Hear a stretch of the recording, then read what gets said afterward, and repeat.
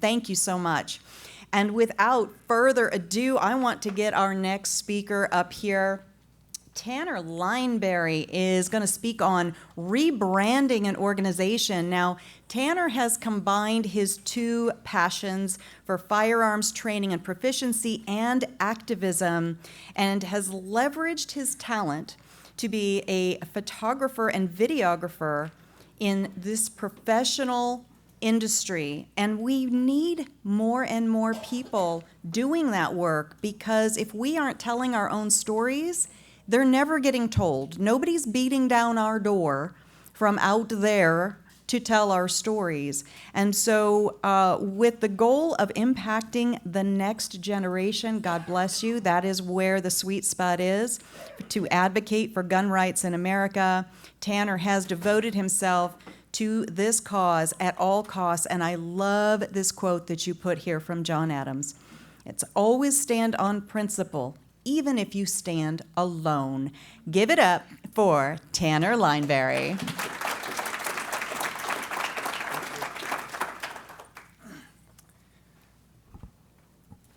Hey guys, so my name is Tanner.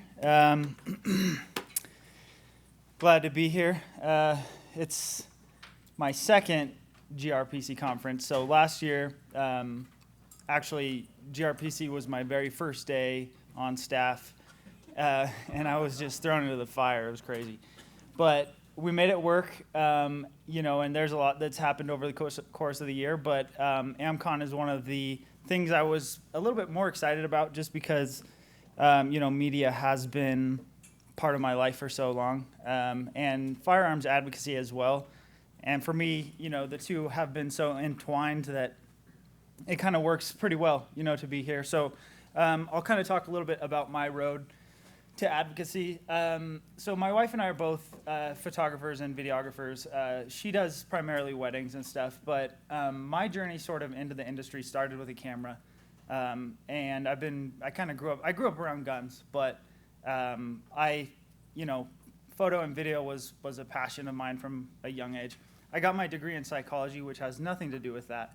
And I took a complete 180 and didn't even, it's there, but I use it, I guess, in interpersonal relationships. But I kind of just, gravitated towards the more artistic side of myself, I suppose. But once I started having kids, my passion kind of turned from just being sort of a gun person to really committed to defending my family and protecting, my loved ones, which turned into quickly just firearms training commitment. And so that's really what I focused on.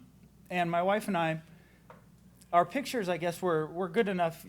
I started sort of on Instagram and kind of gained some traction there. And my pictures were decent enough to get some attention for some companies, which was cool because my wife and I were both able to get involved in the industry.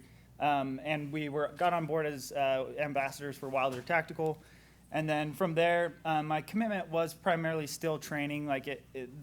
It's funny, I don't know if you guys can relate, but if you're an influencer and you do like LARPing or firearms training, you're always at odds with, is this a content day or a training day? So for me, it was always a training day first, and then I would get as much content as I could after, which kind of landed me to Safariland, which I'm still on the Safariland core team, so I shoot for them. But that was sort of my intro into the industry professionally. At that point, it was still kind of a side hustle. And then I got on board at Polymer 80, which I don't know if you guys know too much about, sort of what happened with them, but they hit an iceberg pretty hard. And I was on staff there when it happened, which was crazy, to watch the Biden administration kind of tank that industry, and it profoundly affected my livelihood and my family to the point where I felt like advocacy was the next best step. So, ironically enough, SAF was the organization that was representing Polymer 80 in the Vanderstock case, which I didn't know. But I found an opportunity to come come join on, and then they, have kind of, throughout this course of this year, I've kind of watched where they've come, and so my presentation, I want to, full transparency, being here a year, I've been on kind of the tail end of the rebranding. So I've seen, I didn't see where they started, but I've seen enough to understand where we want to go and where we want to be, and to be a part of that, which has been really cool. So I'll get into that a little bit. The need for change. So when it comes to rebranding, especially in the firearms advocacy space, there's a handful of reasons that you might need to rebrand.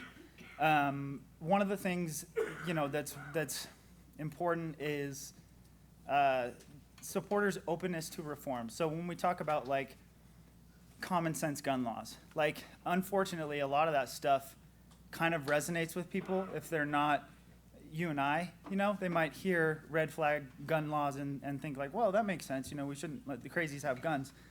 But they don't see where that disconnect is. They don't see how that's dangerous, And so that's one of the reasons why rebranding, going after that sort of thing becomes important. And it's not just red flag laws. There's all sorts of, those kinds of laws and opportunities for people to kind of change their opinion as when it comes to gun laws.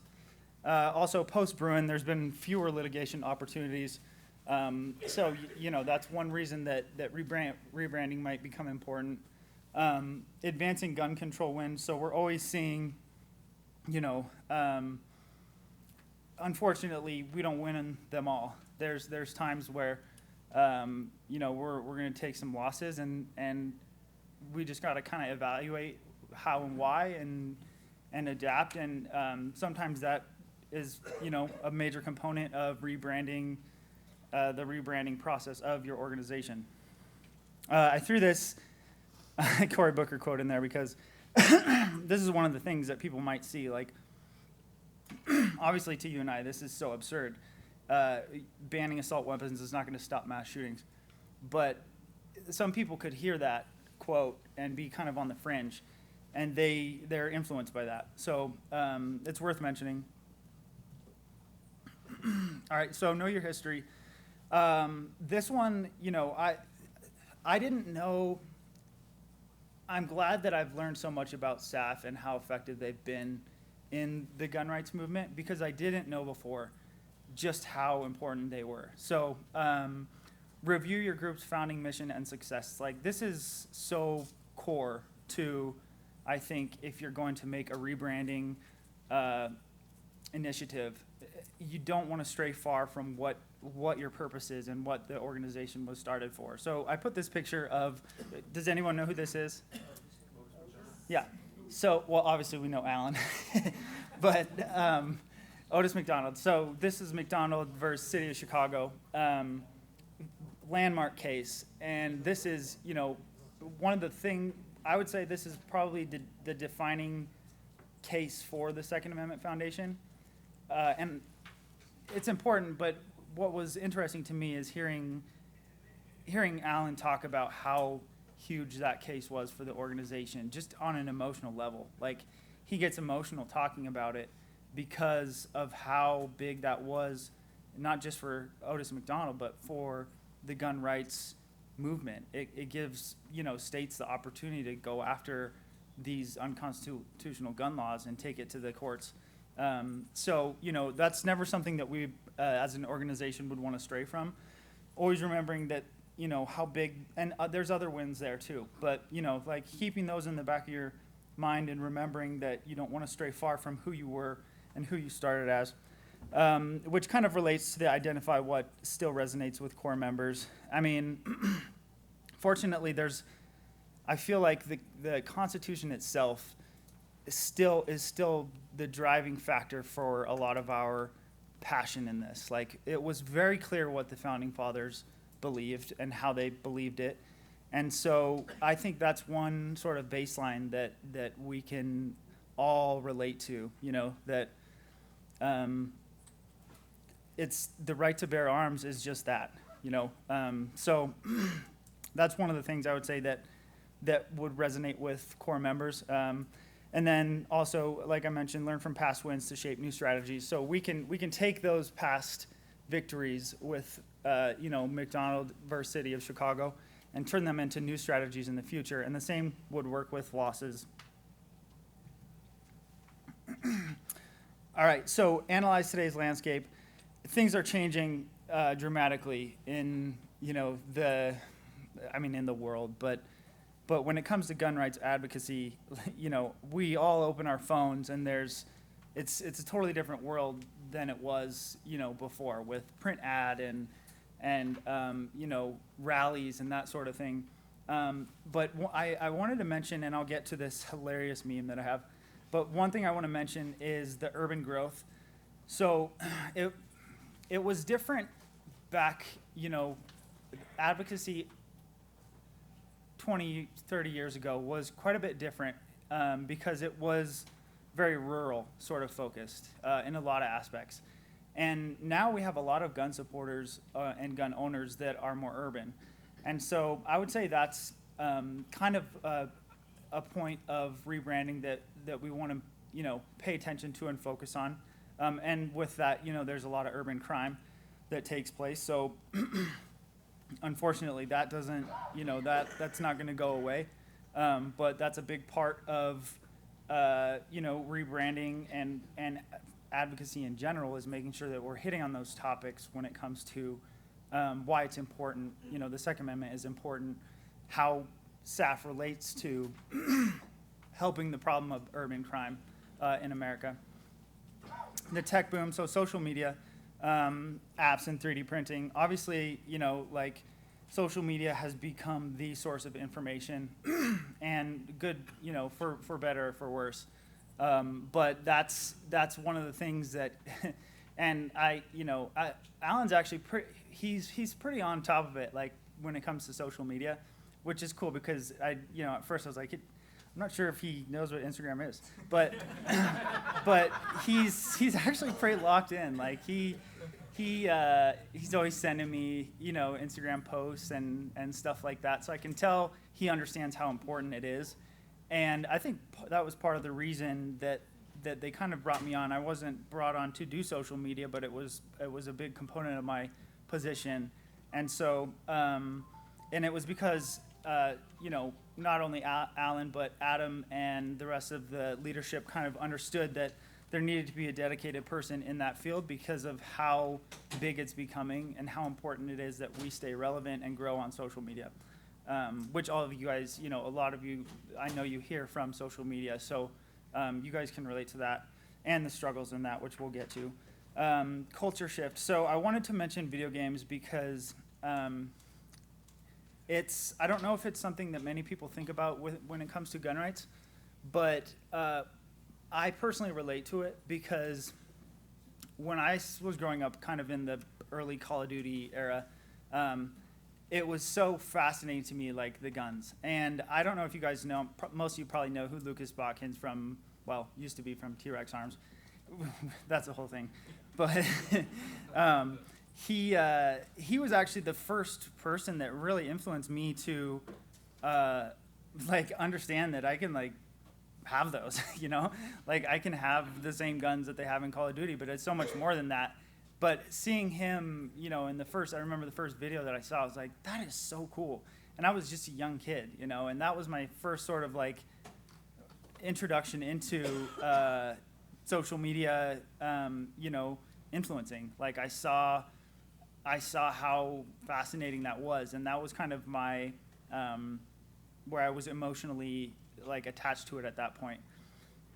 Which also I just want to mention is important in the longer role, and Jared also can relate and plays a big role in this. But I think influencers are so important for the movement in 2A and the culture shift because their viewers, they're from all different age ranges, but there's maybe young kids like me who are seeing these videos that maybe they play Call of Duty too, and they're seeing people talk about how not only can you own these as an American, but how do you do it responsibly, and what's important when it comes to what are your what do you need to stand on when you have this right as an American, and those young people eventually become voters. So, getting that sort of ingrained into their brains that, like, at a young age, that, like, this is a responsibility, but it's also your right.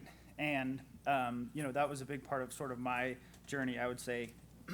But when it comes to rebranding, like, that's just something that we at SAF wanted to focus on, and understanding that, like, there's a younger audience. And that's why, partnering with, like, influencers and, people that are involved in that culture was such a big part of the direction that we're currently going. And that also kind of just ties into the last topic with Gen Z. It's like firearms has become such a lifestyle now, and for the better, I think. But, it's up to us to make sure that we keep the momentum up, because I think that we're headed in a good direction. Obviously, election cycles kind of determine the outcome of some of this stuff, but the younger audiences sort of hold the future of the Second Amendment in their hands, and so capturing those young voters and getting them, on board with the brand is such a big part of what we do. Facing the obstacles. Anyone involved in social media here can understand this notification that we get that is so frustrating.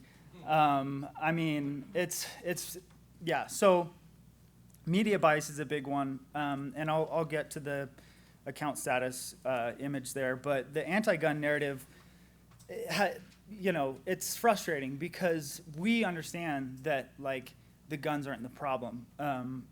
And we've heard that so many times, like, it's the person, not the gun, but, like, there's so many people that genuinely believe that the gun is the problem itself.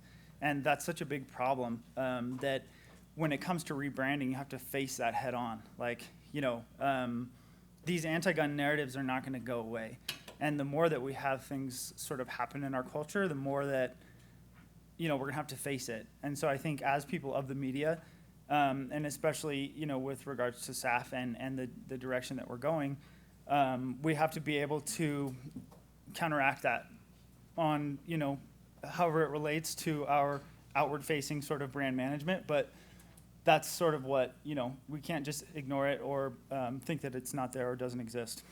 So generational gap, this is, one of the things that I've noticed with having different sort of media platforms with SAF is Facebook is completely different than Instagram, which is also completely different than X. And there's certain posts that will go viral on one platform and then flop on another, and they'll do okay on the other one. So the reason for that is that there's a generational gap.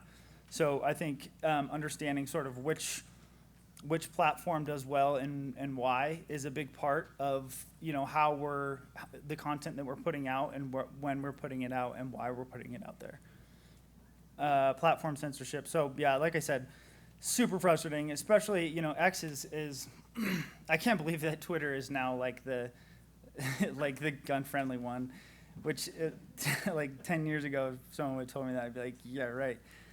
But it is, and now, Instagram is horrible to grow organically there. So that obstacle is a huge one for us. We have to, thankfully, we do have like really close, influencer relationships with people like Jared, and we're growing those. That's such a big focus of this rebrand that we're doing is leveraging the people that are in it for the cause and that are, out there in front of their viewers every single day, making sure that they understand what work that we're doing and putting it out to their audiences. So that's kind of that would be how we face that obstacle. And then, of course, there's only so many slices of the pie. So when it comes to funding, like we have to compete in that way. It's an obstacle, but it's interesting because it's like, as gun rights organizations, we all have the same goal. So it doesn't feel like competition, but it very much feels like competition. But we do all still want to get this, we have the same mission. So I think a lot of the time, like that as an obstacle can become, it can become an advantage, because if you're working with certain organizations that you might consider, competition in one aspect or another, it can be advantageous in certain ways. And so I think like not, being shut off to that possibility is one of the things that we've kind of focused on.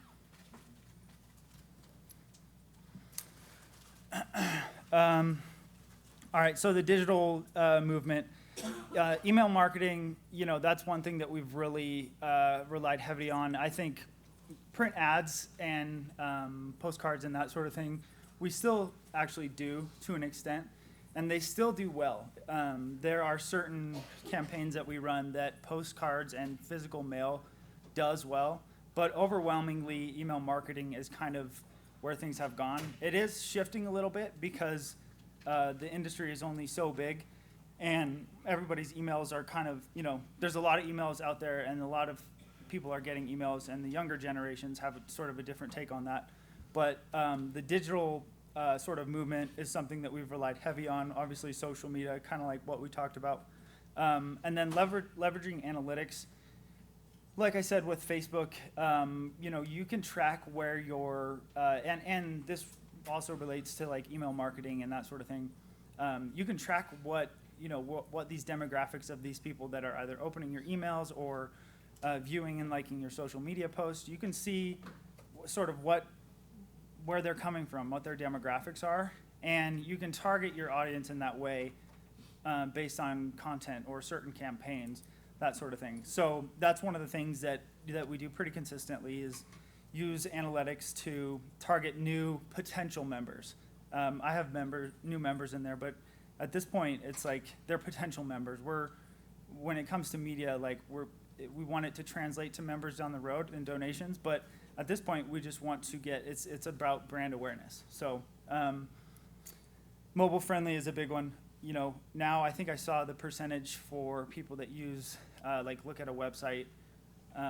For us, I think it was like 85 or 90% viewed our website on their phone, and 15 or 10% viewed it on their computer. So there's a big shift in how important mobile-friendly websites are to the digital sort of brand movement. So that's something that we've focused on pretty heavily. And then search engine optimization. I wanted to throw this in there because I had a meeting the other day working on sort of an SEO project. And for those of you that maybe don't know, SEO is search engine optimization. So about where you sort of wind up in the Google search results. And now it has changed so much that it's like 80% ads or AI generated sort of prompts. But the other day I met with one of our tech guys, and he was talking about the importance of and how people are switching from Google for their questions to like ChatGPT and Grok and that sort of thing. Like they have a question about, instead of going to Google and like Googling, how do you bake a cheesecake or whatever. I don't know if you even bake cheesecakes, but they're doing it now on like these AI, sort of chatbots. So how can we make SAF become more of a result for people that are searching certain things in certain ways? The culture wave. So memes and reels. Obviously, that has kind of taken off now with the doom scrolling sort of epidemic of people just kind of scrolling through their phones. The firearms industry has sort of a subculture in that, which is funny. Like my algorithm is not, it's not like my wife's. It's different. Like my stuff is all like gun related stuff. And so how can we become a part of that? As how can SAF become a part of your algorithm? I would consider that part of riding the culture wave. And then women who shoot. So I wanted to mention this because I don't know, you guys can probably remember really like when the firearms culture started to like explode, it was all about like gun bunnies, and like the women in the firearms industry they weren't represented properly. And now, thankfully, we're starting to see, and minorities as well, but we're seeing people really focus on women who are like effective defenders and like gun owners and understand and believe in wholeheartedly the Constitution and the Second Amendment and protecting their families. So that's something that, at SAF, being the person who does the graphics and stuff, I've really tried to like incorporate that into certain, like events. So this was a Mother's Day post that we did, and I happen to have this picture on file of my wife and my daughter. My wife was actually pregnant as heck in that picture. You can't really see, but I think it's important because we want to show, and there's a lot of these women here in this audience. Like it is so important that we arm our moms and our wives and our daughters and that sort of thing. So that's definitely, I would say, a aspect of our rebrand that we've focused on. Podcast outreach, consistently throwing Adam and Alan and now Costas and Bill on podcasts left and right. I mean, that's such a great way to get the word of your organization out there. It's there are radio shows, but it has shifted a lot towards like the podcast focused media outreach. So that's a big part of our brand awareness. Embracing the firearms lifestyle. So this was right here was a collaboration on the top with one of my friends, Pew Pew Preacher, and we've been trying to integrate ourselves with the shooting community as an organization, and so For Shooters by Shooters was an initiative that we came up with because we were all kind of sitting around and we're like, I don't know many organizations that like really train. I mean, I'm sure they're out there, but we just hadn't seen that in very forward-facing marketing in other gun rights organizations of people that are like really out there in the trenches training, and we kind of realized that that's what we did and that's what we love to do. So we put together this For Shooters by Shooters initiative, and I think it was March or it could have been April that we went to SIG Academy and we all trained as an organization out there. And those are the kinds of things that we want to do with this rebrand, is really integrate ourselves into the gun culture, but also just so people can see that we're not just in the courts. Like we really, this is a part of our lives. Like the Second Amendment and gun ownership and training and education is something that we do daily and something that we care about very deeply. Brand identity. So this is the old logo. I mean, it's not that bad, but it's better. The new one is better. And I actually wasn't part of the logo rebrand, but Lauren and Adam get heated whenever they see that because we'll meet with companies and partner with them, and sometimes those companies don't want to ask for logos. They'll just go to Google and they'll just pop a logo out. You can say it. She's yelled at me. Yeah. He knows. She's so mad when people pull out our old logos, and she's like, "What the heck are people using our old logos?" But I get it, because it is, it's a cleaner look, and I think that's that was a big part of the rebrand. And now, I don't know if you know, Jared, we have a single web page on our website that is all logo files that she just copy pastes and sends, so you don't have to worry about that. Yeah, you probably have hundreds of them. Slogans for modern look. This is pretty straightforward stuff. For Shooters by Shooters, these types of graphics are something that we've really relied heavily on. I don't know. I think the traditional template, stock image graphics are cool, but a lot of our graphics are authentic at in-house images that we do. And that has kind of, in a way, it has become part of our brand identity. Virtually every legal update graphic that you'll see SAF post is an original image that either myself or my wife took, and we've optimized it for SEO and that sort of thing. But I don't know if that sticks out to you guys, but we like to hope that it is one of the things that people see and they're like, wow, those graphics are pretty cool. Those, they're clean, and they're there's an AR-15.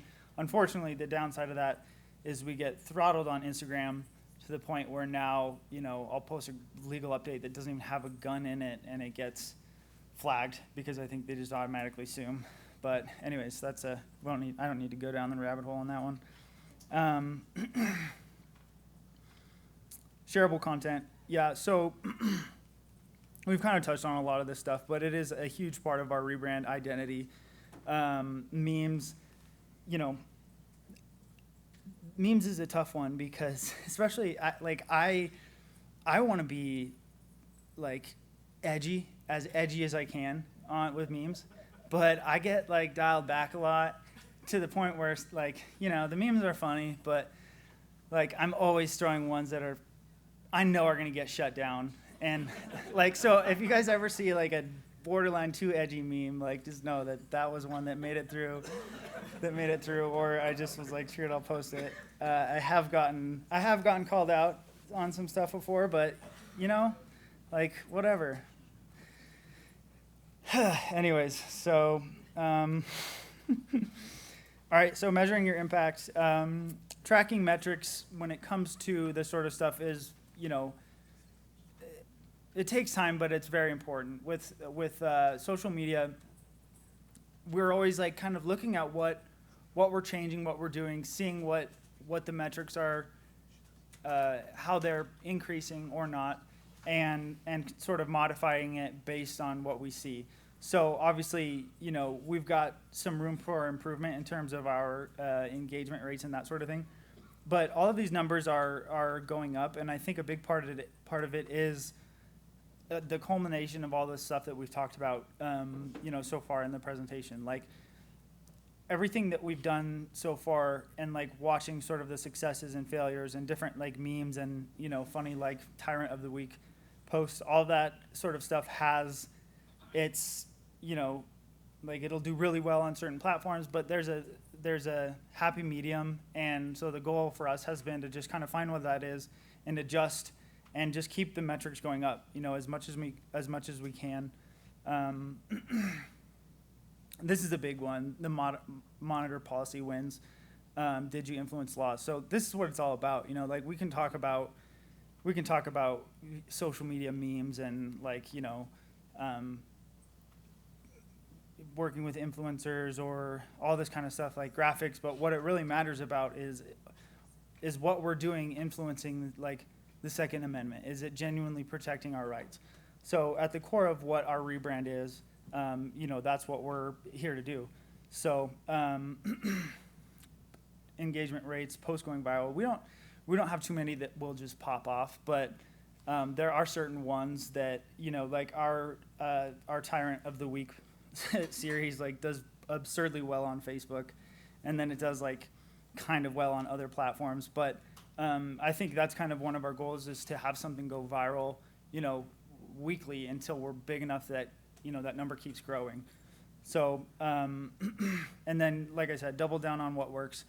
So that's obviously like there's things that are always changing, but what's the number that you consider for viral? Well, like so for Facebook, I guess it would depend for me on how many followers we have on that platform, but anything over 10,000 likes is what I would consider to be viral. That's just for us. Like it might be different for Jared. Well, every one of Jared's posts goes viral. So, but yeah, like Facebook, Facebook is different, like, and weird, because we like, I mean, we've got almost 500,000 followers on there, and I just don't know how that happened. There was a lot before I got on, but like we'll have some of these like call to action graphics that we do that will have a really powerful like founding father quote. Will easily do 10,000 likes, and I won't even like, I'll just kind of throw it up there. And so yeah, I would consider 10,000 likes, anything over a couple thousand comments, to be viral. But obviously the goal is to get that number up as much as we can.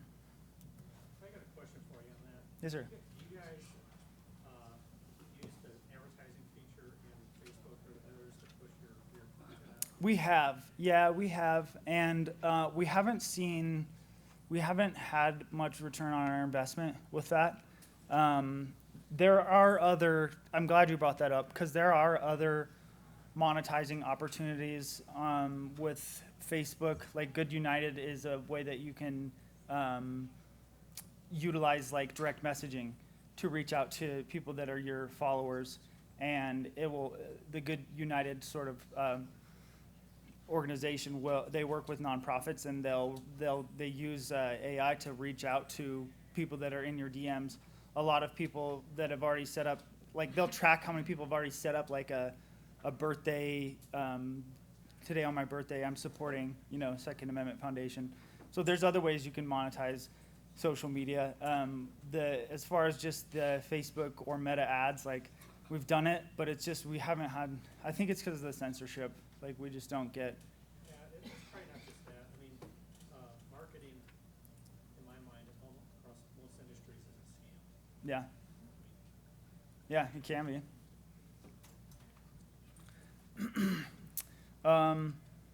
Inspire and act. So, yeah, this is my last slide. I mean, this is kind of where we bring it all together. Like we want to turn our followers into members and Second Amendment advocates. So, however it may be, we want to inspire those followers to make a difference, to see what it is that we're doing, and maybe volunteer, for an event, or donate, whatever it is. That's the ultimate end goal, so that we can continue our legal work in the courts, diversify our voices. So yeah, we want to hit all areas of demographics. Like we want to. The Second Amendment is for all Americans. It's not. It doesn't hold. It's not for any specific individual. Like there's a lot of 18 to 20 young adult purchase bans, which is the Constitution never said anything about, like those people excluded.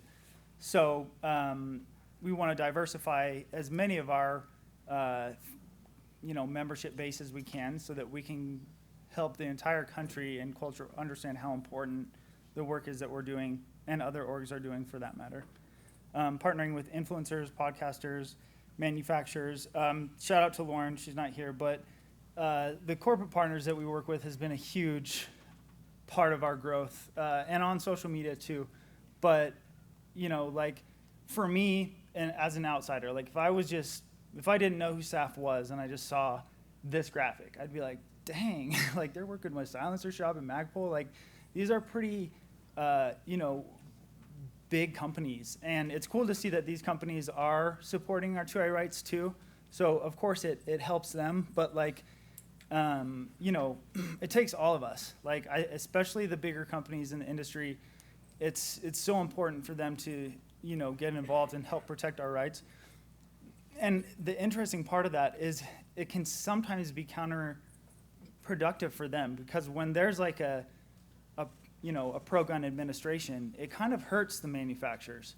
But you really get to see what people's true colors are, and companies' true colors are in that, because these people don't care. They care about the Second Amendment. Like obviously, they want to sell, guns or whatever it is. But it is sort of a weird paradox in the gun industry that, right now, it's kind of a little bit rougher than it was when the Biden administration was in office. Like, would we rather have that? Of course not. But that's kind of a side tangent. But I did want to mention that, it takes all of us. This has been a huge part of our rebrand, and shout out to all those companies that put us on. Team cohesiveness, so huge. Like the Second Amendment Foundation team is like a big family, and we visit. Some of our corporate partners will go train on their facilities, and you really get to see sort of how companies and organizations operate, and it becomes apparent why they've reached the point that they have. And so, for when it comes to a rebrand, like that's such a big part of what we're trying to do, because we see how, when we go to Lipsy's or we go to Vortex or SIG, we see how they are, like their culture is so strong. And it's inspirational. So I think that, that's a big one, is really being one unit, one team, being on the same page. We all have the same fundamental beliefs about this stuff. We're completely different people. We could believe different stuff about all other things, but we come together on the Second Amendment. And so that's been a big part of us. Thanks. And then keep evolving. So it's always going to change. There's always, the Second Amendment is always going to be, what it was intended to be, but it's our job to keep that consistent despite a dynamic culture and a shifting culture in all different ways. So, that's kind of the goal. And I think that's it.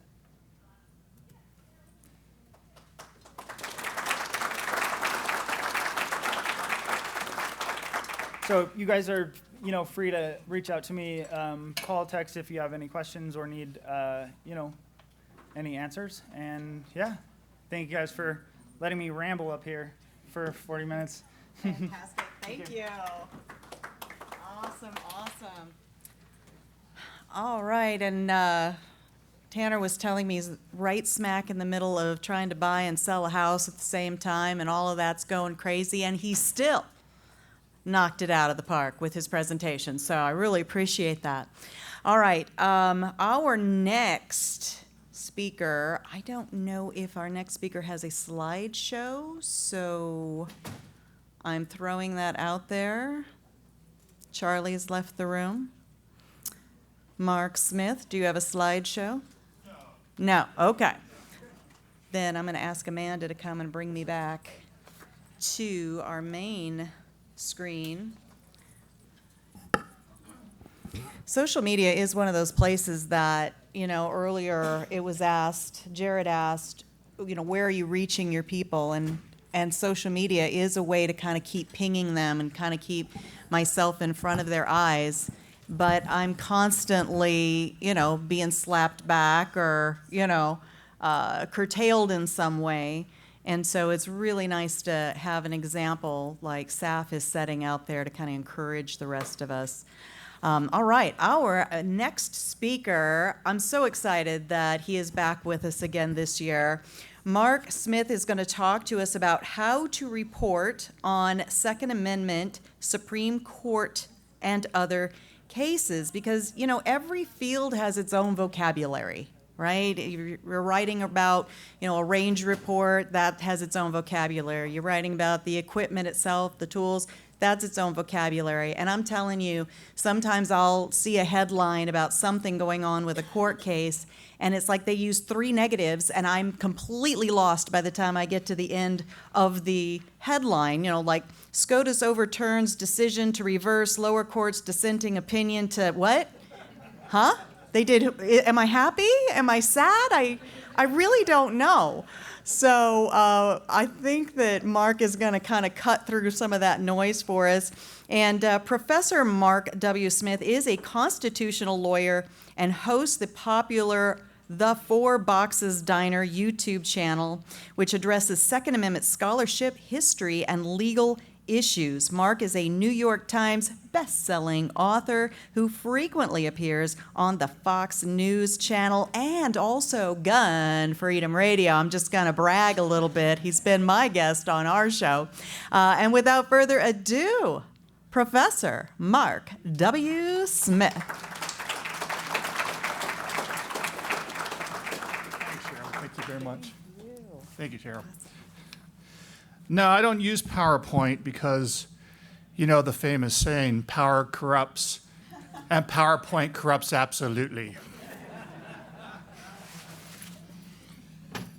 So I see we have effectively Comic-Con, the FanX across the street, where everyone's in a costume. So I put on this suit today, and I walked across the street, and everyone ran scared to death from me. They said, "What's your costume, sir?" I said, "I'm an intellectual property lawyer."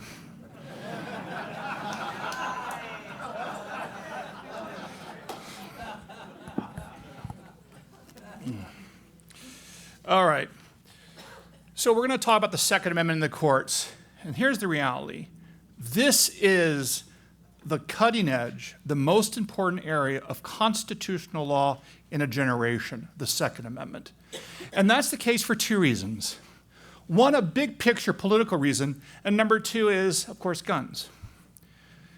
The fight over the courts and how to interpret the Constitution is a subject of a battle that's been going on for decades, and we're finally, to some degree, in the driver's seat with the Supreme Court. And that fight is between the notion of originalism versus the living Constitution. Now, we in the Second Amendment community want to support the originalist point of view because the originalist point of view basically defers to the greatest extent to our founding fathers who believed that protecting liberty and freedom was the ultimate value and norm in a society. That is in contrast to the anti-gunners and more globally the pro-government forces who believe in a living constitution where the constitution can be adopted by unelected judges to fit the needs that they deem appropriate, which is basically advancing the progressive cause. And if you want to understand the outcome of living under a living constitution, look no further to modern day Europe, which is where the American progressives want to move us to as a country. Under modern day Europe, you see you have no free speech rights except to parrot the party line. You have no right to keep and bear arms. You are governed by not we the people, but they the elites, they the experts, and the bureaucracy. That is where the American progressives want to move us to, but to move us there, they need to do two things. Number one is they must disarm us, which of course speaks to the Second Amendment, which is why the anti-Americans want to destroy the Second Amendment, because you cannot bully around an armed population. And Europe has become disarmed and thus easy to bully, as we see from people getting arrested by memes and tweets and the like over there. So again, understanding the rule of law, the Second Amendment, the Constitution is mission critical, not just for the Second Amendment, but for the entire experiment of American liberty versus modern-day European socialism. And keep in mind, the reason why the Second Amendment is uniquely important to this battle between originalism on the one hand and the living Constitution embraced by people like Ruth Bader Ginsburg on the other hand, is because unlike all other areas just about of American constitutional law, because the liberal judicial activists had no interest in the Second Amendment, they, thank the Lord, left it alone for decades. So that allowed the US Supreme Court now to essentially write on a blank slate. Whereas all other areas of American constitutional law, like Humphrey's executor, which is dealing with this FTC Federal Reserve thing, you have to overturn a 1930 Supreme Court precedent because they went out and touched it. There is no 1930 precedent involving the Second Amendment or 40 precedent or 1950 precedent that we have to overturn to win for our rights. That means the Supreme Court today is really working on a tabula rasa, a plate or a blue ocean, whatever metaphor you want to use. There's nothing they need to overturn to advance the Second Amendment rights, and thus it is the perfect opportunity for the Supreme Court to do the experiment of originalism because there's nothing they need to unwind from those decades of liberal judicial activism. That's why the anti-gunners are so desperate and the progressive movement is so desperate to destroy the Second Amendment movement in America and the way it's interpreted in the courts, because if they can destroy it in the courts and prevent originalism from succeeding as a methodology for applying the Second Amendment, it means they will have destroyed the entire approach of originalism for all aspects of American constitutional law. We are the tip of the spear on this battle, and it's not just for our rights to keep and bear arms, it's for the entire constitutional experiment as understood by the Founding Fathers. So with that said, I want to talk today about how to understand Second Amendment challenges in the courts. Because there is a lot of lingo and there's a lot of misinformation out there for two reasons. One of which, of course, the anti-gun journalists, the anti-gun media doesn't want to talk about the Second Amendment correctly. And obviously there's a lot of people with money out there trying to muddy the waters. But I'm going to clarify that for you. To begin with, I'm assuming most of you are in the media, you're journalists. There's three buckets of issues, or three buckets of cases you should just be aware of when you see a case that breaks or a story that breaks. And I put them into three buckets. First is straightforward Second Amendment cases. Does this case involve the interpretation of the Second Amendment? Yes or no? Then you have another bucket, which I call the regulatory bucket. This is whether or not ATF is behaving itself. It's whether the EPA is behaving itself on hunting grounds and wildlife conservation. So there's the regulatory bucket, which to some degree, this is going to sound a little controversial, but to some degree, the regulatory bucket today is important, don't get me wrong, but it's a little bit less important because there's opportunities to fix it with the Trump administration able to make changes because, of course, we have Trump in there with sort of supporters, so the regulatory thing can be fixed without going to the courts as much, because I think there's a goal, at least, of the Trump administration to do better on that front than Biden did. And of course, the third bucket is what I call the lawfare bucket. These are lawsuits brought against the gun industry, gun supporters, YouTubers, whatever it is, to try to thwart that. So again, you got the Second Amendment bucket, the ATF regulatory bucket, and the third bucket of cases that you need to be aware of is what I call the lawfare lawsuit bucket, where you sue a gun company because some nutjob psychopath went out there and misused a gun, and of course they sue the gun company or the ammo company. So whenever you report on this stuff, break it down into one of those three buckets. Now, I want to turn specifically to some of the lingo of Second Amendment challenges, because this is where, and by the way, when it comes to Second Amendment challenges, this is the language I encourage you to use and how to talk about it. And you'll see why. Because a lot of journalists do not get this right. They misconstrue things. Sometimes it's on purpose, sometimes it's not on purpose. To begin with, keep in mind there's two types of cases when it deals with Second Amendment challenges. Think about this for a moment. You have civil lawsuits brought by things like the Second Amendment Foundation, where the plaintiff in a civil case is what I call, listen carefully, write this down if you're reporting on this, you're the Second Amendment rights claimant. The Second Amendment rights claimant. And what is a rights claimant? You're the person that's claiming or asserting a right. Now, the Second Amendment rights claimant arises in the context of a civil lawsuit brought by, let's say, the Second Amendment Foundation. Those are the plaintiffs that are suing to challenge the gun control law. But sometimes you have a criminal defendant, i.e. Zaki Rahimi, who's also asserting Second Amendment rights in the context of defending against a criminal challenge. So, for example, George Peterson in the U.S. Court of Appeals for the Fifth Circuit dealing with suppressors involving the NFA, he would be an example of a Second Amendment rights claimant, even though he's a criminal defendant. So always keep in mind that you can have Second Amendment rights claimants either in the criminal cases or in the civil cases. Now, step back briefly, we also want to understand that from the Second Amendment point of view, strategically, we really want civil cases to go to the Supreme Court and not criminal cases, because this Supreme Court does not like criminals. If you look at their sort of record when it comes to applying the death penalty and not staying death penalty executions and whatnot, needless to say, this is a court that doesn't generally like criminals, and as a consequence, we don't want criminals to go to the Supreme Court arguing for Second Amendment rights, because it's not as sympathetic. And the old saying, bad facts make bad law,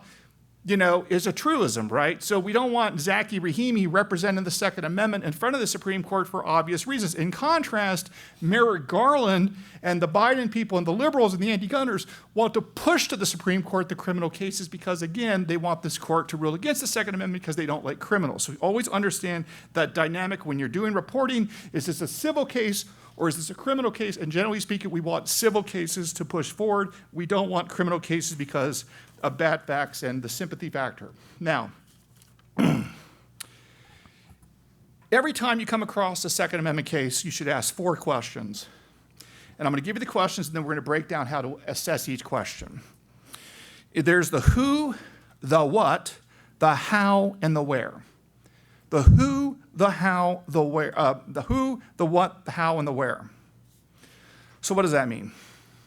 Let's think about the text of the Second Amendment, the operative text. The right of the people to keep and bear arms shall not be infringed. So the who is the people, right? The what is arms. What are arms? So again, when you're dealing with the who, it's who are the people. When you're dealing with the what, it's what is the arm? What are the arms? Is this an arm? Is it not an arm?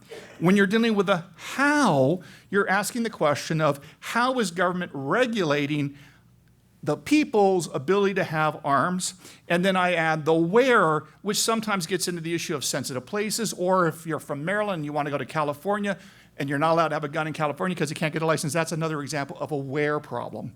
So always ask yourself when you look at a case or a controversy, you ask the who, the what, the how, and the where, just to start. So let's talk about these issues. Who is the who? Well, the text says the right of the people. So when you're talking about the who, you're talking about the people. Who are the people? Okay, let me step back briefly and give you some very, very good news that the anti-gunners don't want you to know, and that's this. You don't need to watch the Four Boxes Diner or to read a dictionary or to marry a lexicographer to understand what the words of the Second Amendment mean, because the United States Supreme Court already did it in Heller. They already did it. They did the job. Understand when you're trying to interpret the text of the Second Amendment, we'll get to the history stuff later in a moment, but when you're trying to interpret the text of the Second Amendment, all you need to do is look at the Heller case and every term is defined. Because to interpret the text of the Second Amendment, and this is important because the anti-gunners are trying to trip you up on this, but don't let them trip you up. When you're interpreting the text of the Second Amendment, it is a linguistic or a semantic exercise. It is a linguistic or semantic exercise, which means you're interpreting language, you're interpreting words. You're not doing interest balancing, you're not studying, period undergarments from the Victorian era, you're doing none of that. You're interpreting words. You will sometimes see the phrase that the Second Amendment words is text as informed by history. Ever see that language? What that means is this. You interpret the text of the Second Amendment as informed by history, which means at the time the text was written. Because the whole notion of originalism is, what was the public understanding when that part of the Constitution was adopted by we, the people? And that is exactly what the Supreme Court did in Heller. In Heller, they did the who, and what they said with people, and what they said with all this is, the people means every member of our national community, which is at a minimum means American citizens. It probably means green card holders. It does not mean illegal aliens, okay? But at a minimum, it means all American citizens. That is the people. And then what does to keep mean? They told you in Heller, to keep means to possess. It's not rocket science. And what does to bear? It means to carry. And what is an arm? Heller defined that as well. Anything that can be used offensively or defensively is an arm. And the only other curve I'll add to that is the Supreme Court has said, because you are dealing with keep and bear arms, the only arms that are protected as a matter of text are those arms that are bearable, because you have to have an arm that can be borne, which means carried. So it eliminates, sorry, I know some people don't like this, but the reality is textually it eliminates things like battleships, okay? Because you cannot carry a battleship. So that is how the Supreme Court understands the text. So again, those are defined not by me, but by the US Supreme Court already. And they're very straightforward. Now, that is how to understand those terms. Turn to Heller, they define all those terms. Now, let's get a little bit more detailed in terms of sort of some of the controversies that come up in this context. Okay, once you understand that step one is to interpret the text of the Second Amendment as the matter of plain text, if a modern-day gun control law implicates that, the burden shifts to the government, all right? The burden shifts to the government. But to do what? Okay? To do what? So if you have a regulation, the how, that restricts or regulates a ability of any member of we the people to possess or to carry a bearable arm, that means that the text has been implicated by the modern-day gun control law. Once those fingers touch between the modern-day gun control law and the Second Amendment's plain text, the law is presumptively illegal, unconstitutional. The presumption is unconstitutional. This is not like new law, if you think about it. If I indict James Comey yesterday, the presumption of innocence triggers. James Comey is presumed innocent, and the burden of proof is on the government to prove in a court of law that he's guilty. The same dynamic applies in the context of the Second Amendment. Once the plain text of the Second Amendment is implicated by a modern-day gun control law, the presumption is not just that James Comey is innocent, but the presumption is that the modern-day gun control law is unconstitutional, unenforceable.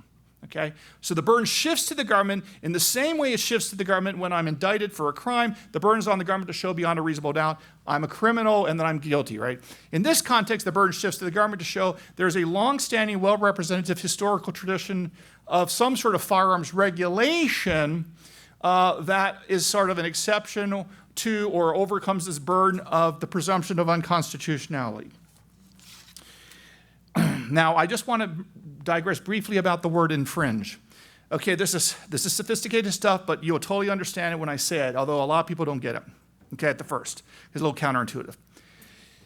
The text of the Second Amendment, the right of people to keep and bear arms shall not be infringed. What is the one word that the U.S. Supreme Court has not defined in Heller, in Bruin, or in Rahimi? The answer is infringe. They've not defined to infringe. Why is that? Why is that? Is it because they just overlooked it? Here's why. And this is a little counterintuitive, but you'll understand it once I say it, and that's this.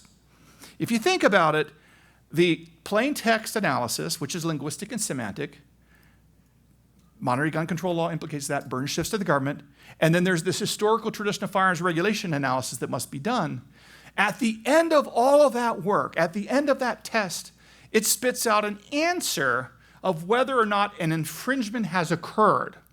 So when it comes to what is an infringement, the infringement or to infringe really is the product of or the outcome of the methodological approach of Heller and Bruin of plain text, burden shifted to the government to see if the government can show a longstanding historical tradition of firearms regulation. Once you've done all that analysis, you reach an answer. That actually is whether or not there's an infringement. So if you want to understand, so people write these often liberals write these long articles about what they mean in infringe.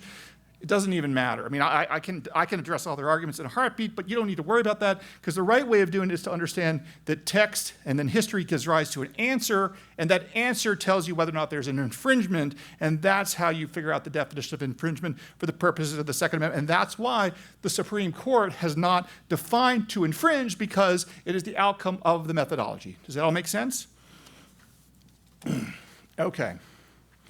So, we've talked about the plain text. We understand that's semantic and linguistic. And now let's talk about the history. We know the burden shifts in the same way a burden shifts to the government in a criminal case. This is not new law. This is basic Anglo-Saxon, Anglo-American law. Right? There's nothing new about what the Supreme Court is doing here. This is the way that the Supreme Court interpreted the Constitution from 1791, Bill of Rights, all the way basically through FDR. So what we're really talking about here by going back to originalism or the proper interpretation of the Second Amendment is a restoration process. So again, would people like to say there's a new method of interpreting the Constitution, there's a new method of interpreting the guns? The answer is no. We are restoring the proper understanding of the Constitution to where it never should have left. So always remember when you write up about this stuff, this is the process of restoration, or you could refer to it to some degree as a counter-revolution against left-wing judicial activism in the proper interpretation of the Constitution, which again we're seeing, for example, right now where the Supreme Court just granted cert. In that case involving Rebecca Slaughter and the FTC, they are going to overturn the Humphreys executor case, which basically took away power from we the people and took away power from the president and gave it to an unelected group of people in a multi-member board. That's why things like Humphrey's executor have to be overturned to give the president back the powers that was taken away from him through congressional statute. And that's the sort of thing that this current Supreme Court is all about, restoring the American Constitution to a place it never should have left, and that includes the Second Amendment as well. Okay. Are we all... any questions real quick? Are we all okay? Plain text, burden? Are you okay? Like, I just wanted to tell you it's okay until your head hurts. No. There's so much in there. No. Like, if you need a hug, this is over. I can help. I'm going to digress. You know, it's interesting. I have. I'm going to just say this real quick, and then we're going to pick up on historical analysis because I know this is dense material. This here is the Second Amendment Foundation's. Right, this is what I used. I got as a gift last year, and I hold my papers in. I had to give a lecture at Oxford University in England several months ago, and this is what I used actually to hold my notes over there. So I thought that was quite funny to have the Second Amendment Foundation and the American Second Amendment at Oxford, but I digress. We Americans have to, do what we have to do to tweak the British, right? Even today. Okay, now. Let's talk about history. Right off the top, do not get sucked in to the silliness that you see from anti-gun courts and anti-gunners and journalists that say things like this. Whoa, we need historians. I'm not a historian, I'm just a judge, right? BS. Why is that?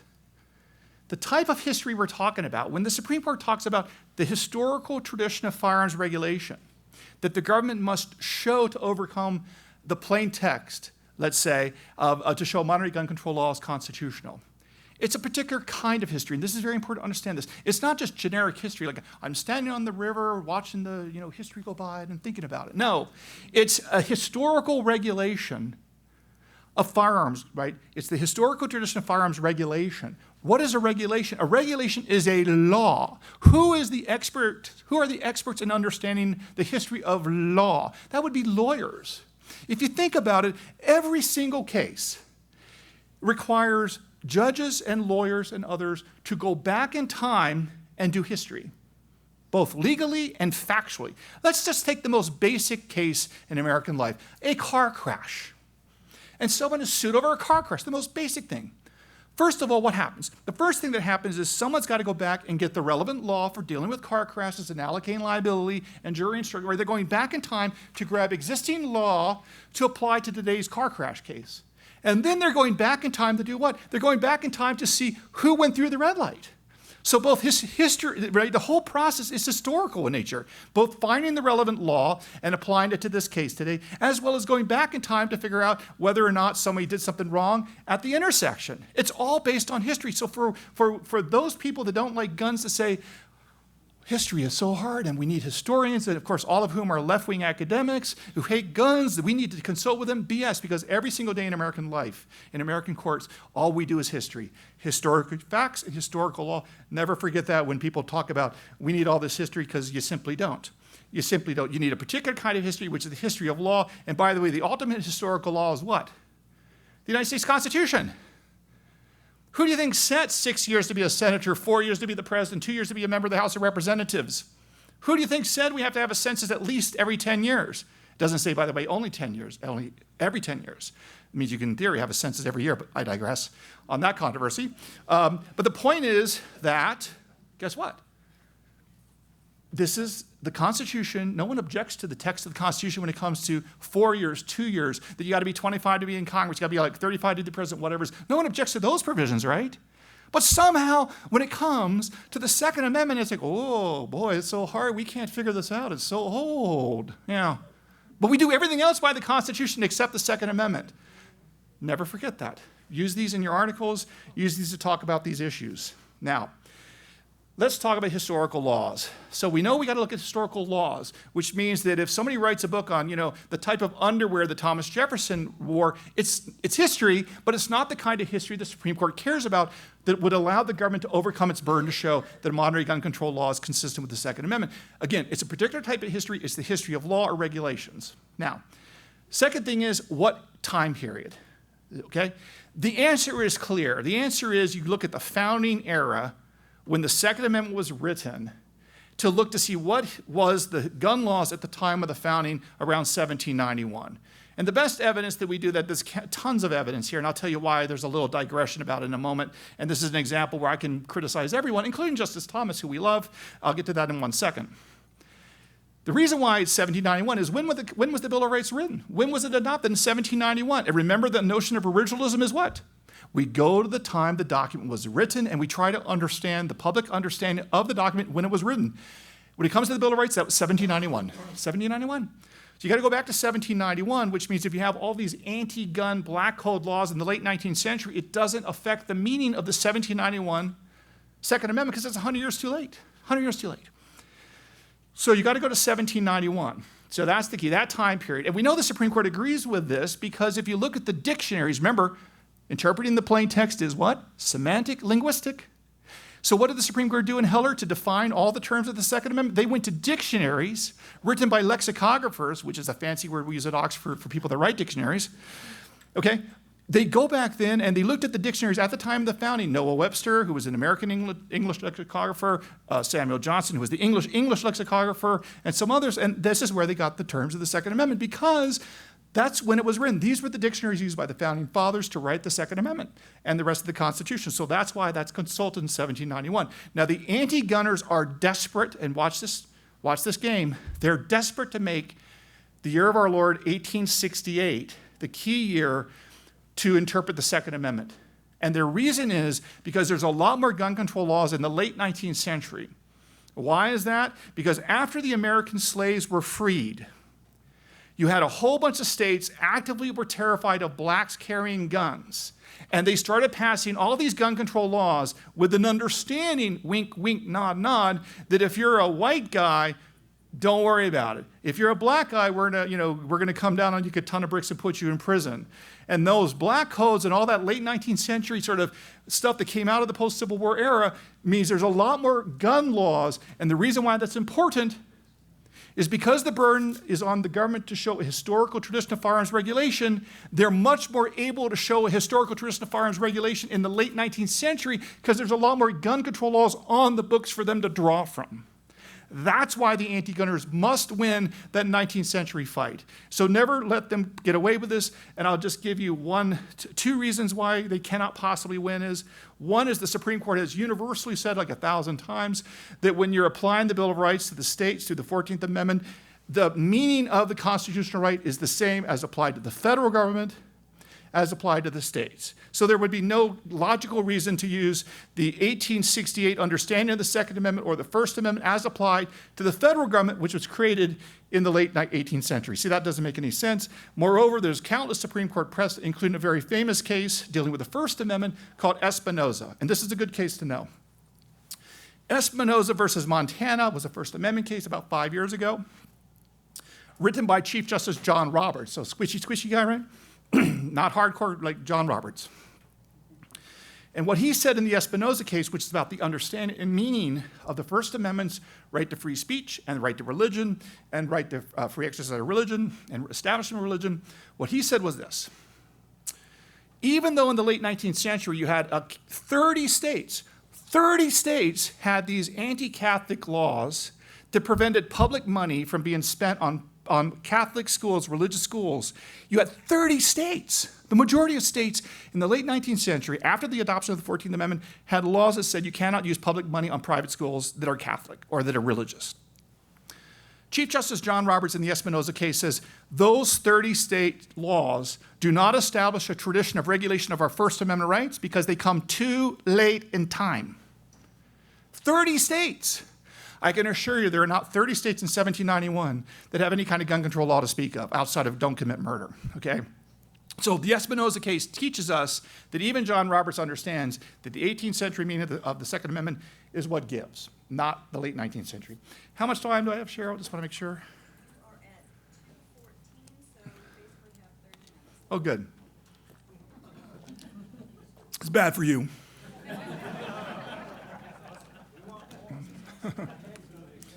I always tell my students at the start of a class, I said, in terms of my grading protocols, don't worry, I've never sent anyone to Vietnam, you're fine. If you don't want to come, you don't have to come, it's perfectly fine. They actually all show up, strangely enough. But I tell them they actually don't have to show up, but they do show up, so. Okay, so, must be a government regulation. We don't care about period on the government history, a particular time of history, actual regulations must be at the time of the founding. And what else? How do we use late 19th century? This is the only thing I want you to understand because there's a sleight of hand here and I want you to make sure you pick up on it and write about it correctly, and that's this.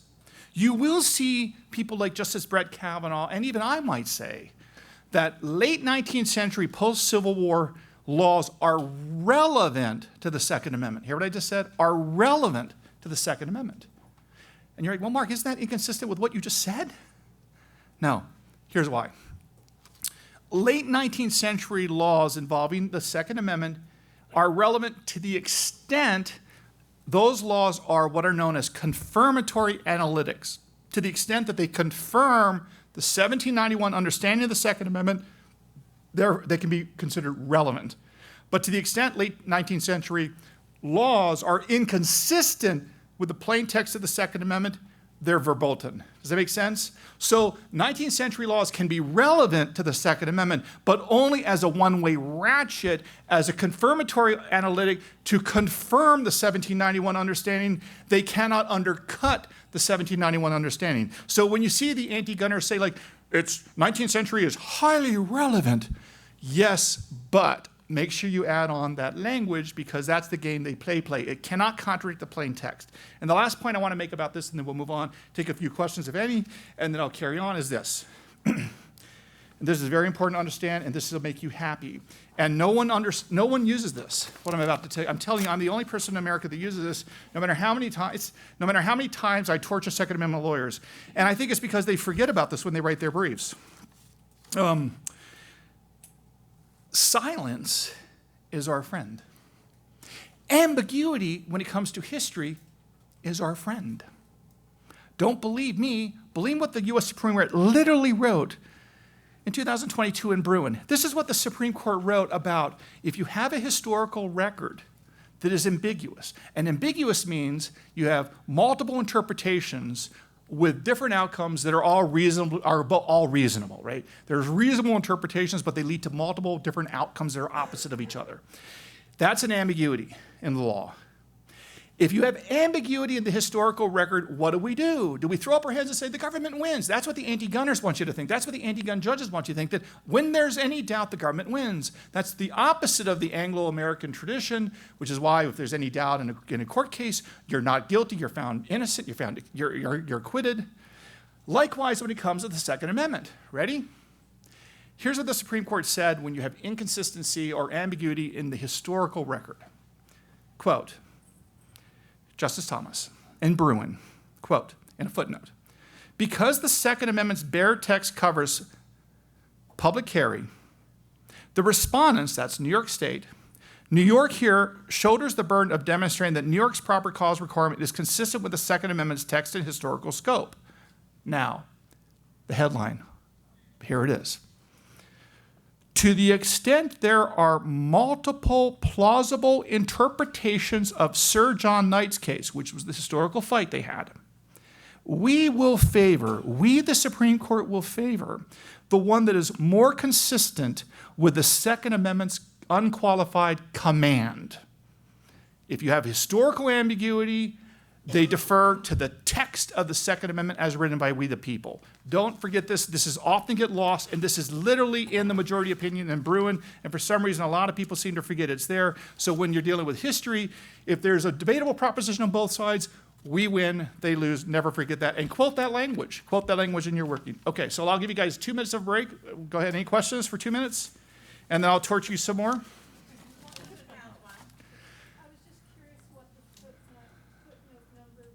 I think it's either 9 or 13. I should have written that down, but you can't miss it. Go to Heller and type in Sir John Knight's cases in that discussion. I think it's 9, but you'll check it out. I always lose track of those. Anything else? You had a question? There's no way for them to pass new gun laws that would go into effect due to the fact that they can't even use the ones they already have passed? Well, they can always pass new gun laws as long as they're sufficiently analogous to those gun laws in 1791. So, for example, if you want to pass a law that reaffirms that you cannot use a gun to commit murder, that would be fine because at the time of the founding, you could not use a gun to commit murder. So that would be historically analogous to a law at the time of our founding, and it was well adopted because every state/colony had that kind of law. So that would be an example where you could do it. Go ahead. I think earlier on you said there were no cases that affect the Second Amendment. How about the 34 Miller case? Okay, the Miller case is actually very good for us for 2 reasons. And I don't like to belabor, there's certain things I don't like to belabor because, talk about some of these cases is kind of distracting. As you can tell, there's a lot for you to already know. But let's talk about Miller for a moment. As you may recall, this is a scam set up between the FDR administration that hated the Second Amendment, and specifically as Attorney General, and the Supreme Court. In fact, I will tell you that back then, the relationship between the Supreme Court and the president was so intertwined that there were instances of members of the U.S. Supreme Court as members of the Supreme Court working with the executive branch on legislation. That's how crazy it was. Okay. Miller, let's talk about, but I'm just going to say 2 things about Miller. Miller confirmed that the right to keep and bear arms is an individual right. You know why? Let's think about this for a second. So what was the holding of Miller in 1934? It said that Mr. Miller could be convicted of possessing an unregistered short barrel shotgun because there was no evidence in the record it was somehow helpful to militia service. Okay? That's the holding. Now, let's think about that. If the Supreme Court wanted to simply find that you have to be a member of the militia to have any Second Amendment rights, then they could have written a one paragraph opinion in Miller that simply said, Mr. Miller is not a member of any militia, and therefore he has no Second Amendment rights. Thank you, he loses, period. I could have written that in a paragraph.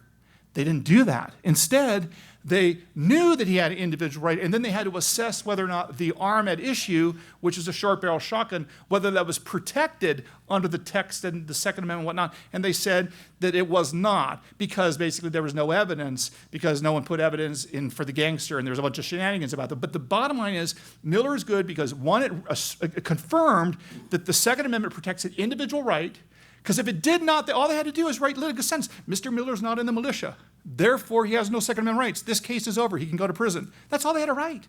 But they didn't do that because Americans have a Second Amendment right. It's an individual right. It was recognized back in the 1930s by the Supreme Court itself. But again, no one likes to talk about Miller in that way. But that's the first thing. And the second thing is, if you look at what it specifically says that at the time of the founding, people would bring guns that are typically possessed by Americans for lawful purposes to militia musters. And that is where the Heller case got that language from, to say, whatever we think about what's protected by the Second Amendment, at a minimum we know that if the Americans owned it in big numbers, it's protected. Handguns are owned in massive numbers of people, so therefore they're protected. You cannot ban it. So Miller is actually very good for us. Although I don't think you need to belabor the point because, again, it doesn't really get you that far now because you have Heller and Bruin and other things to fight about. So, it's a fun thing to talk about, but I don't think it's a big deal today, other than to know what I just said. As long as you know what I just said about Miller, you know enough. You know enough. Okay, any other questions before? Yeah, just kind of a follow-up on the Miller thing. Doesn't Miller also establish that this whole idea of, well, the arm can't be too military is not a good test? Because Miller says it had to be useful in the context of a militia.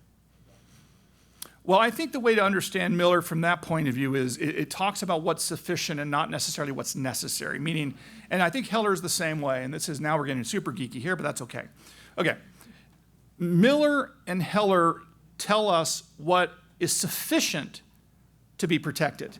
It doesn't tell us what's needed to be protected. What I mean by that is Miller and Heller stand for the propositions that if a particular kind of bearable arm is in common use by Americans, it's protected, period. It's sufficient to win the case. That does not tell us that it doesn't address other weapons that are not in common use and whether or not they're protected. You see what I'm saying? So what's going on now is the anti-gunners trying to undercut Heller, and we'll get to that in a second. They try to make this harder than it is when it comes to what we're fighting about today. We're fighting about magazine suppressors, which we'll get to in a second, AR-15s, right? We're talking about semi-automatic rifles, AK-47s. These are clearly protected arms. They're in common use by Americans for lawful purposes. It's a no-brainer. The Supreme Court will 100% agrees with me. We just need them to get off their dupe and take the case. They take this case, they're going to rule 100% in our favor. I have zero doubt. But the problem is, and I'm going to digress about Supreme Court politics for the moment. The problem with the Supreme Court is what it is that I do think in their minds they feel like they have a certain amount of political capital every term. And they're going to spend it down, and they don't want to do too much. Now, I'm not on the court. I would have a different perspective, but I'm not on the court, so it doesn't matter what I think. They're like, well, we can only take so many super hot button cases a term. We can only overturn Roe v. Wade and do Bruin and a few others a term, and then we feel like we got to do boring cases involving ERISA and the tax statutes. You see what I'm saying? So that's why I think when Justice Brett Kavanaugh, which I've never seen before, actually it's done once before, and I'll give you a bit of good news to make you happy. In June, Justice Brett Kavanaugh wrote a concurrence to the denial of cert in the Snopes case, which is the AR-15 semi-automatic rifle ban case out of Maryland. You remember that? In that concurrence, Justice Kavanaugh wrote, "We expect to take an AR-15 ban case in the next term or two." He's not saying that willy-nilly. If Justice Brett Kavanaugh says that, it's happening. And not only am I just telling you because knowing Brett Kavanaugh, it's happening. If you look at his historical record, the last time he did that was in 2020.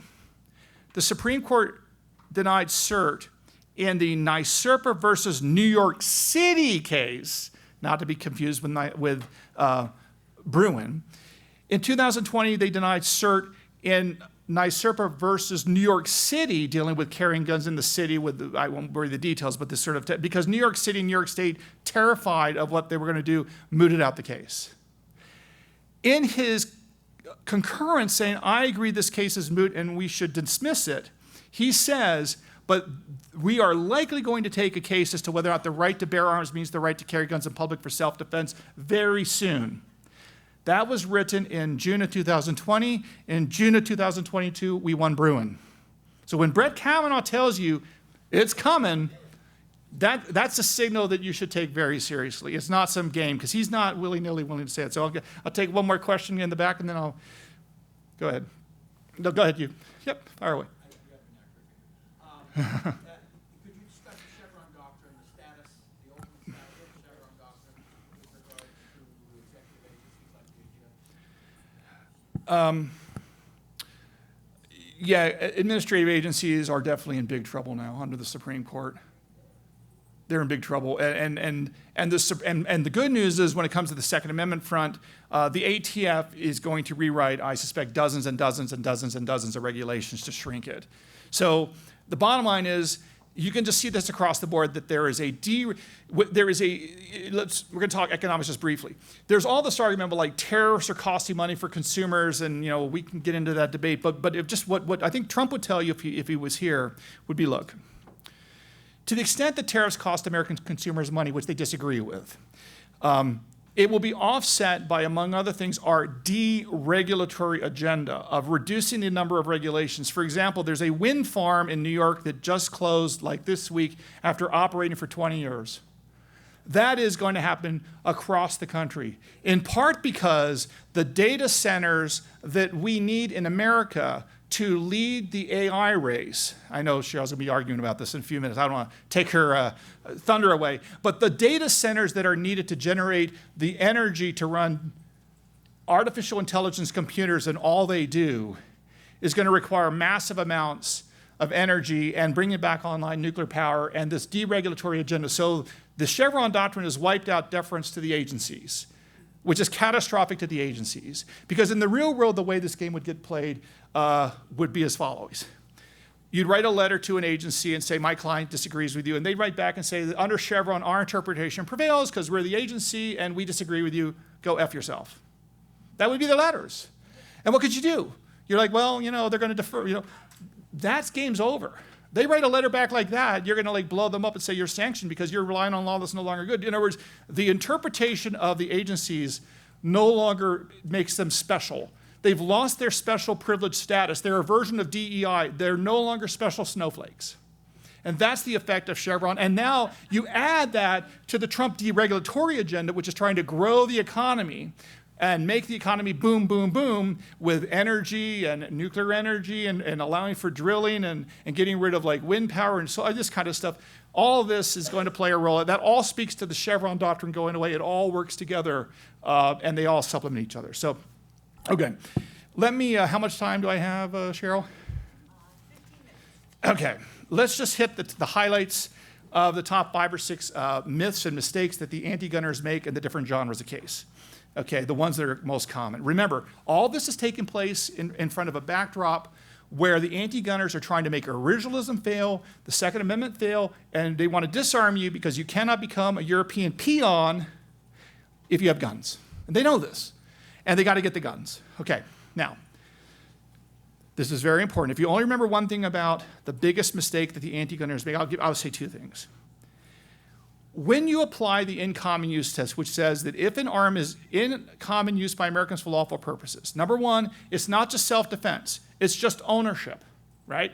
Just owning the gun is using the gun. So when it says in common use, it's not just bang, bang and self-defense, it's just the mere possession of it. That's the first thing. The second thing is, okay, we're gonna do a little test right here. Here's the test. The in common use derives itself from the historical tradition of firearms regulation of dangerous, unusual. I mean, you could regulate the dangerous and unusual weapons in a society. Therefore, if something is in common use, it cannot be dangerous and unusual, because if in common use, it cannot be unusual, and by extension, it cannot be dangerous and unusual. Question, plain text, burden shifting, historical tradition of firearms regulation. Where does the in common use fit in that little hierarchy? Exactly, historical tradition. And because the in common use test is part of the historical tradition of firearms regulation, why is that super duper good for us? Cheryl? It shifts the burden to Exactly, and means what? And never forget this, you gotta remember this. The government bears the burden to show that AR-15s, the AK-47 suppressors and magazines are not in common use. Just like if you indict me and I sit in the courtroom and I look out the window and watch the birds fly by, that's all I have to do as a criminal defendant. I don't have to do anything. The burden is on the government. So too when you're dealing with arms regulation, arms ban cases. If they want to ban an AR-15 in New Jersey, the burden of proof to show that those AR-15s are not in common use is on the government because it all occurs in the context of the historical tradition of firearms regulation part of the analysis. Never forget that. So when these people out there in the Second Amendment community, who I will not name, but they're out there saying like, we need experts, we need evidence. No, you don't. You don't, because at the end of the day, the anti-gun judges are going to throw you under the bus, period. They don't care. We only care about the Supreme Court, and we're going to win at the Supreme Court. So go ahead. Didn't Sotomayor just recently say the AR-15s were in common use or as common as something? Every member of every member of this current Supreme Court has said in one form or another that AR-15 semi-automatic rifles are in common use. All of them, including the liberals, because there's no debate about it. So, all right, that's the first thing. So, in common use is not just for self-defense, it's for all lawful purposes. Number two, the burden is on the government because it's at the historical level. And this is number three. This is extremely important because this is the biggest fraud, in my view, that the anti-gun courts commit. And I actually wrote an entire article in the Harvard Journal of Law and Public Policy about this, but you only need to hear this one sentence, and that's this. How many of you, when you read these articles in these cases, they refer to like, oh, mass shootings with guns, it's like unprecedented societal change, and these weapons are so much more dangerous. It's unprecedented, it's new, it's right. You hear all that language? Where's that coming from? Where's the legal hook? And the answer is it's coming from Bruin. But it's coming from, in my view, a fraudulent citation to Bruin. Okay? Here is what the full sentence reads in the Supreme Court's decision in Bruin talking about unprecedented social change and change in technology. And then you'll see exactly where the game gets played, and you'll be like, oh my God, I can't believe they've been doing it to us. The Supreme Court wrote in Bruin this, talking about historical analog laws to figure out when the historical burden is satisfied by the government. Quote, while the historical analogies here in Bruin, listen carefully, and in Heller are relatively simple to draw, other cases implicating unprecedented societal concerns or dramatic technological changes may require a more nuanced approach. Oh my God, do you see what just happened there? They literally said, in cases such as Heller, they're talking about other cases other than Heller. But Heller is the case that defines when is an arm protected under the Second Amendment. This language about unprecedented societal concerns and dramatic technological change is specifically not talking about the Heller in common use test. It's not talking about arms ban cases. It's not talking about any of that. It's talking about other cases. And what happens is you watch these anti-gun courts just quote, they would say unprecedented societal concerns or dramatic technological changes. They do not write in the entire sentence. Go check me out. Go check out these cases that have used this language and find out how many of them have just read the entire sentence that I just read to you. And you'll find a bunch of them don't do that. They skip right to the language, ignoring the fact that Heller was reaffirmed, and because Heller's reaffirmed the in common use test and the burden shifting to the government, all of which was reaffirmed, they pretend it wasn't. So never let them slide that by you. Okay, what do I got, 10 minutes here? What's that? I think, I know the Second Circuit has done it. I'm sure the Fourth Circuit has done it. You know, there's a bunch of cases in the Second Circuit. I can't remember all their names, but certainly the Fourth Circuit has done it. The Second Circuit has done it. You know, you'll find them out there. I think the Ninth Circuit has done it. But anytime that language is there, they don't use the full sentence. What would the Supreme Court do when they say other cases could be relevant? Oh, but they would be talking about like, can the government ban a gun on a plane or something? Or that's what they're talking about, or something along those lines, something brand new. So remember, at the time of the founding, handguns would probably not be considered in common use. So remember, when they talk about changes in the law, sometimes you see this language about laws not set in amber. Ever see the laws not trapped in amber? The anti-gunners pretend to think that's a one-way ratchet for more regulations, for more gun control law. It actually works both ways, because the Supreme Court said in Heller that handguns at the time of the founding were likely not in common use because they were relatively, everyone had Kentucky long rifles and brown dust muskets. People didn't have a lot of handguns. They were dueling pistols and stuff. But the Supreme Court said, right, that now in America in the 21st century, everyone's got a handgun, they're ubiquitous, now they're in common use. So even if something could be banned at the time of the founding, it may not be bannable today. So remember, it goes both ways. The anti-gunners want you to think that the law is not trapped in amber, only helps them advance gun control, but it actually advances freedom as well, which it did in Heller. Okay, so let's move off the arms. I just want to say one more thing on the arms ban, and then we're going to talk briefly about the other cases that may be coming up, including young adults. Suppressors of magazines. Suppressors of magazines. The anti-gunners will like to say that suppressors of magazines are not arms because you can't pick up a suppressor, you can't pick up a magazine and do anything with it without the gun, so therefore they're not arms. Now that's hooey for two reasons. Again, my job here is to give you the language from the Supreme Court. In the Supreme Court 2022, Bruin said specifically, expressly, you can look it up, that a modern arm is protected under the Second Amendment if it is, ready, an instrument that facilitates armed self-defense. An instrument is an object. Is a magazine an object? Yes, it is. Is a suppressor an object? Yes, it is. Do these facilitate armed self-defense? Obviously they do. So under that sentence in Bruin, an instrument that facilitates armed self-defense, both magazines and suppressors are indeed arms. Number two, step back for a second and think big picture. What happens if I ban magazines that hold more than 10 rounds? What is the effect of that ban in, let's say, the state of New Jersey if I ban magazines that hold more than 10 rounds? That is, there's a little nuance, but write it down and you'll understand it, right?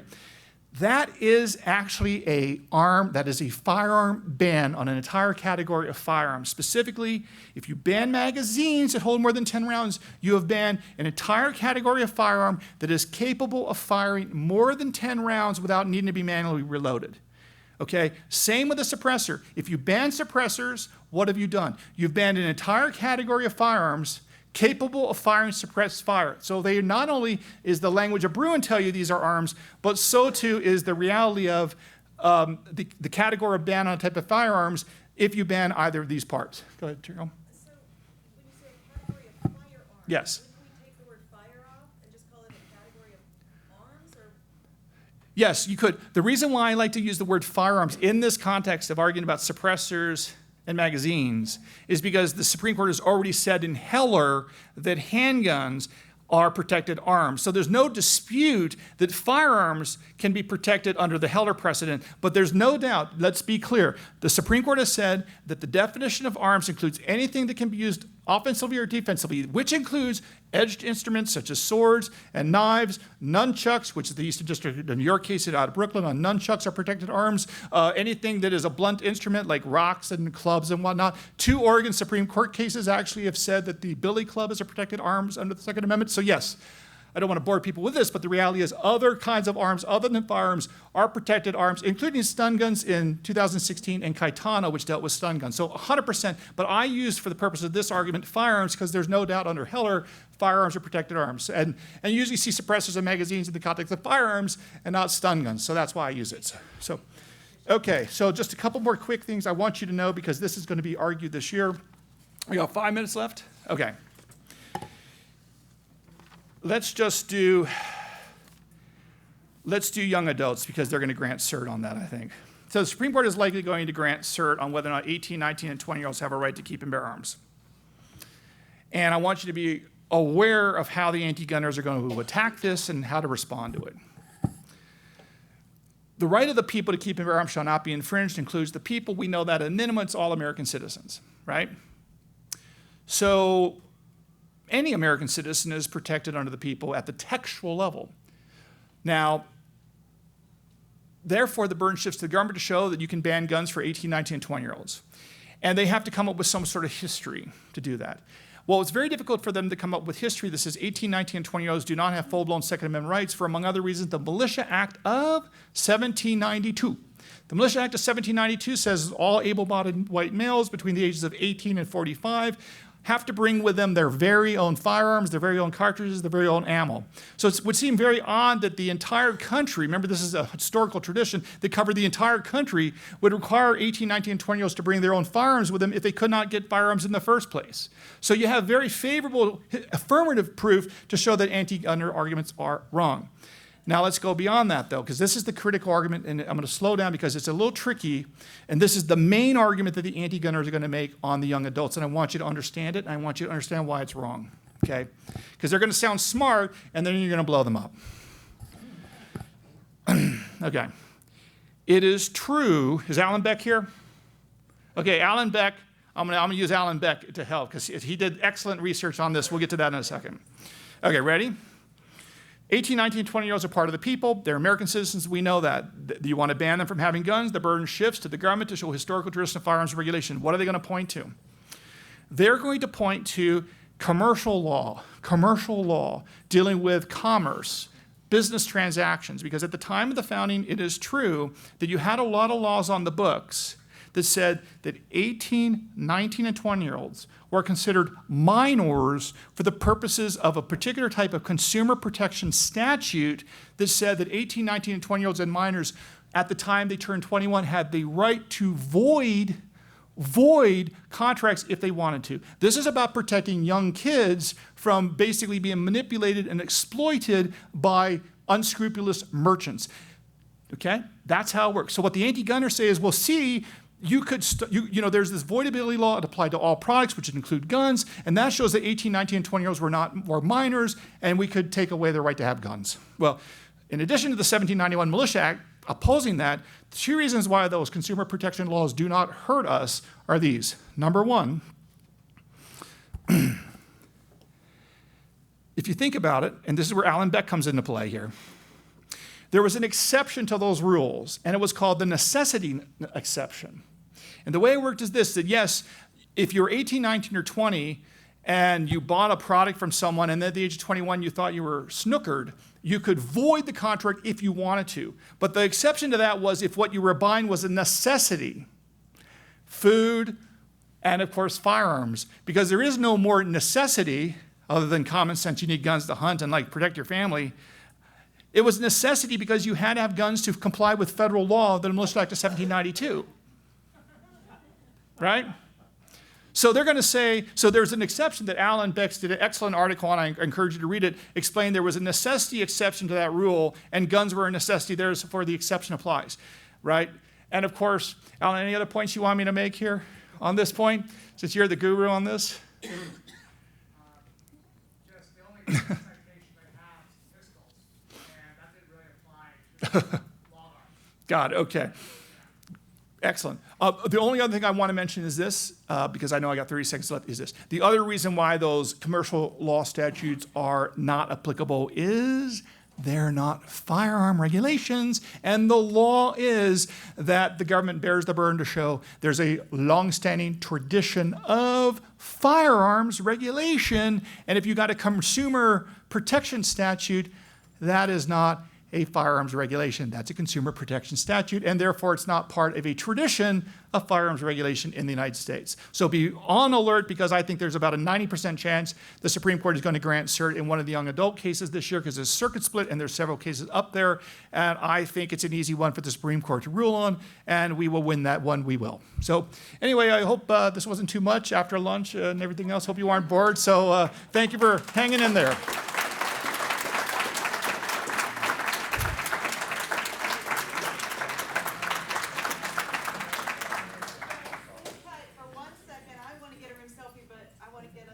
With the AMMCon behind me with the professor. That was fantastic. Thank you so much.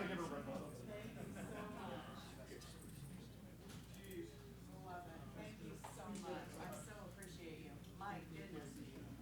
And of course, because he's a professor, he caught me as I was slightly daydreaming to point me out and ask me a question. Well played, sir. That's well right. Played. Well played. He saw the blank stare behind my eyes and Look, there will not be a test. Actually, the test will be in the real world, whether or not we keep our rights to keep and bear arms. But I think we're going to win that one, by the way. I don't think we're going to lose our rights. So we got to keep fighting, though, but we're going to win it. Fantastic. Thank you. I'm gonna give